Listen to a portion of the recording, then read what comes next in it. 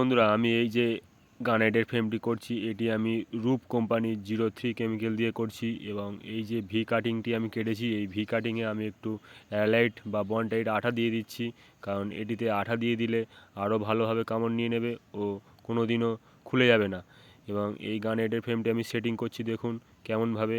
প্রথমে আমি আমার মেজারমেন্ট মতো সেটিং করে নিচ্ছি, তারপরে আমি দেখে নিচ্ছি যে আমার ঠিকঠাক জিনিসটি বসে গেছে না, কোনো জায়গাতে একটু ফাঁকা টাকা রয়েছে কি না। তারপরে আমার দেখা হয়ে যাওয়ার পরেই আমি এবার এটিকে ভালোভাবে মাডাম দিয়ে চেক করে নেব, যাতে আমার পুরো অংশটি মাডাম থাকে।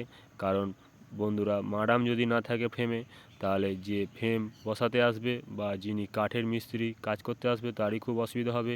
তার জন্য আপনাদেরকে মাডাম দেখে নেওয়া খুবই জরুরি ও বাধ্যতামূলক, কারণ মাডাম না থাকলে ফ্রেম বা পাল্লা সহজে খুলবে না।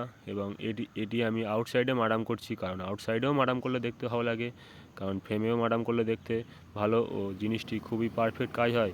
ও আমার কাজ ভালো লাগলে আমাকে লাইক করে যেতে পারেন ও ফলো করে যেতে পারেন, যাতে সবার আগে নতুন ভিডিও আপনার কাছে চলে আসতে পারে। ধন্যবাদ বন্ধুরা।